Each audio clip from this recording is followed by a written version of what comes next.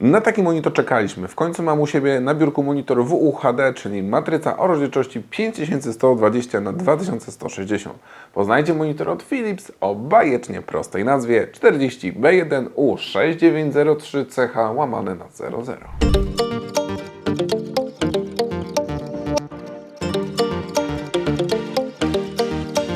Monitor do nas przychodzi bardzo solidnie zapakowany, a poza samym sprzętem otrzymujemy szereg okablowania do podłączenia, jak kabel zasilający, DisplayPort, ale co najważniejsze, to otrzymujemy również kabel Thunderbolt 4, który to pozwala nam wejść na jeszcze wyższy level pracy. No ale zanim o możliwościach, to kilka słów o parametrach. Omawiany dzisiaj monitor to konstrukcja 40-calowa w rozdzielczości WUHD, czyli mocno upraszczając ultra-wide 4K w proporcjach 21:9.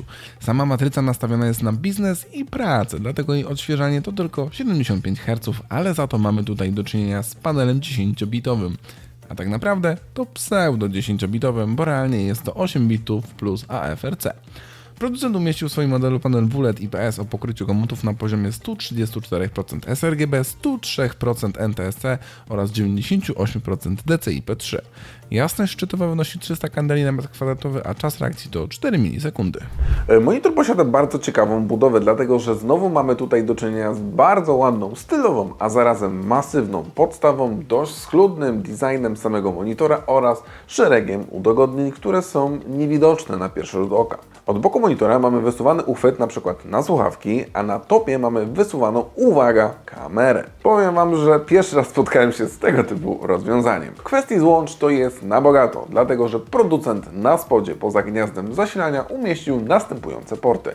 2 razy HDMI 2.0, jeden port DisplayPort 1.4, 2 USB-C, z czego jedno to Thunderbolt z Power Delivery 90W. USB typu B, 2 razy USB typu A oraz gigabitowy port Ethernet. Tak, ten monitor, moi drodzy, ma złącze RJ45. To nie wszystko, bo na boku mamy 2 dodatkowe USB typu A oraz jedno typu C i gniazdo jack 3,5 mm. I tutaj zaczyna się festiwal kłopotów i problemów, dlatego że już w poprzednim materiale chciałem Wam pokazać technologię, która się nazywa szumnie Display Chain, gdzie poprzez złącze Thunderbolt 4 łączyło się monitory. No to załatwiłem sobie drugi kabel Thunderbolt 4 oraz mam tamten monitor, który niedawno testowałem. Zabierzmy się więc za łączenie.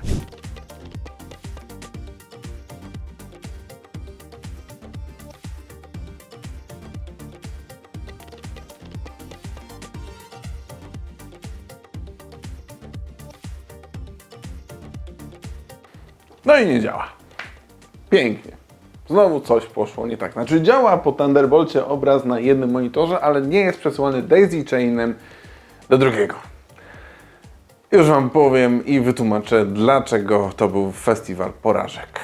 Na samym początku wytłumaczymy, jak to trzeba podłączyć. Po pierwsze, trzeba mieć komputer z Thunderboltem, po drugie, trzeba mieć 2 kable Thunderbolt 4, ale to jest rzecz trywialna, oczywista, chcąc połączyć te monitory.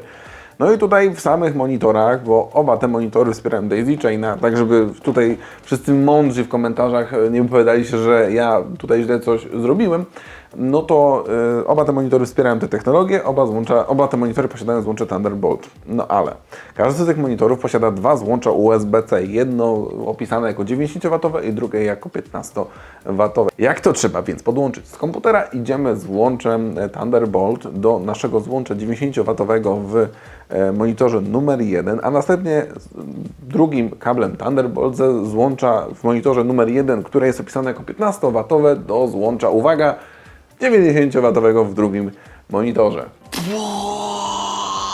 No dobra, a teraz wytłumaczę Wam, dlaczego to nie działa z moim MacBookiem. No, moi drodzy, sprzęt od Apple jest upośledzony, bo o ile przepustowość się zgadza, tak standard złącza już nie i mamy tylko Thunderbolta 3, a nie Thunderbolta 4. Mało, no to lecimy z festiwalem bagna dalej. Mianowicie dużo droższe MacBooki niż ten, który ja posiadam, czyli MacBooka R z procesorem M1, który już powiedzmy ma już kilka latek, też nie mają złącza Thunderbolt 4. Zapytacie, które? A na przykład taki MacBook Pro 13 z procesorem M3 Pro też nie ma Thunderbolt 4, tylko Thunderbolt 3. Tutaj paradoks, bo taki Mac Mini z M4 kosztujący 2990 zł brutto ma Thunderbolt 4. Dobra, skończmy już z tymi sadowniczymi urządzeniami i przejdźmy w końcu do czegoś normalnego. Podłączmy więc mojego Asusa ZenBooka do tego i zobaczmy, czy zadziała.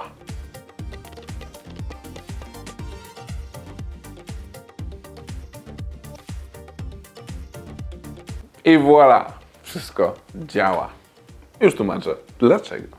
Jak sami widzicie, tutaj wszystko działa, ale pojawia się problem w postaci takiej, że sam laptop wymusza ładowanie poprzez Thunderbolt 4, a nie dedykowany 250W zasilacz. Nieważne, że podłączy mu jednocześnie zarówno kabel Thunderbolt 4, jak i zasilacz, on i tak wykorzysta tylko ładowanie z Thunderbolta 4, a to za mało do intensywnej pracy na tym oto sprzęcie, który to ma i7 12 generacji wraz z RTX 3060.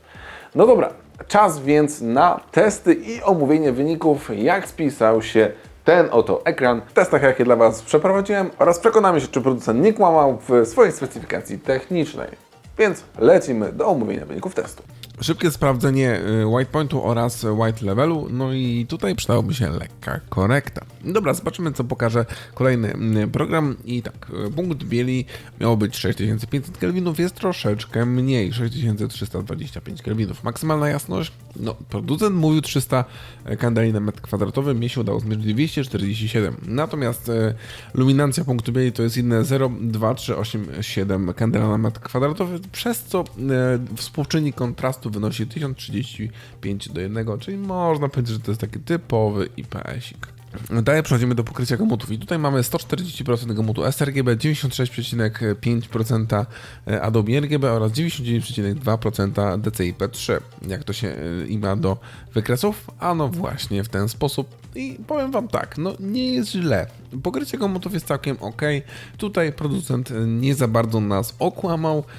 Względem tego, co udało mi się oczywiście zmierzyć sRGB, no miało być te 140%, no i pira z oko jest. Lecimy więc dalej do DCI-P3, miało być tutaj z tego, co ja zmierzyłem, 99,2%, no i szczerze powiedziawszy całkiem dobrze się to oczywiście tutaj też wpisuje, jeżeli chodzi o gamut DCI-P3. Dalej lecimy do Adobe RGB i tutaj ja zmierzyłem 96,5% i również całkiem dobrze się to wpisuje. Lecimy więc do nierównomierności podświetlenia, a dokładnie rzecz biorąc do luminancji w bieli. No i tutaj jest kiepsko. Spodziewałem się, że będzie kiepsko, bo przy dużych matrycach często ta nierównomierność jest dość spora. No, większość paneli mierzalnych na tym monitorze nie zdała testu, bo odchył był zbyt duży. No, przechodzimy więc do luminacji w szarości i również tutaj jest kiepsko. No niestety bardzo duże matryce mają z tym z reguły problem. Luminacja w ciemnym szarym tutaj było ok, ale to są naprawdę małe wartości. No to delta E. No i tak jak w przypadku luminacji bieli, tutaj podobne panele się nie zgrały do punktu odniesienia, po prostu przekroczyły tą normę dopuszczalną. Powiem Wam tak, no ten monitor nie zachwyca, ale on też nie aspiruje do monitora graficznego, więc po części to można wybaczyć. Sama jakość obrazu na nim jest ok i ostrość przede wszystkim na nim też jest ok, jak na tak dużą matrycę. No dobra, to jest kamera wbudowana w laptopa. Natomiast przejdźmy do drugiej kamery, czyli tej wbudowanej w sam monitor. O! I teraz sami widzicie jakość tej oto kamery, no nie powala, nie oszukujemy się, ale od tego też nie oczekujemy jakoś turbo dużo. Jeszcze raz ta wbudowana w laptopa, no tutaj też jakość nie powala, no ale sami widzicie, że działa i swego rodzaju no, może być to fajny bajer. Moi drodzy, z tym oto monitorem mam pewien problem w postaci opłacalności i sensowności zakupu. Z racji, że on moim zdaniem ma zdecydowanie więcej wad niż zalet, ale już tłumaczę.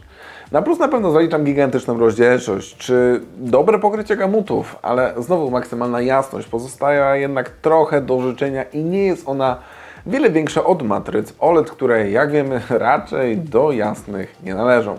Na tle ostatnio omawianego monitora na matrycy IPS, zresztą której stoi dokładnie tutaj teraz za mną, Z podświetleniem strefowym mini LED to ten monitor wręcz jest ciemny. Nierównomierność podświetlenia jest bardzo duża, co zresztą widzieliście, gdy omawiałem wyniki testów. Ja bym ten monitor osobiście widział idealnie dla osób pracujących w biurze, w korporacji, bo mamy tutaj turbo dużą przestrzeń roboczą, zmieści się wiele arkuszy Excela.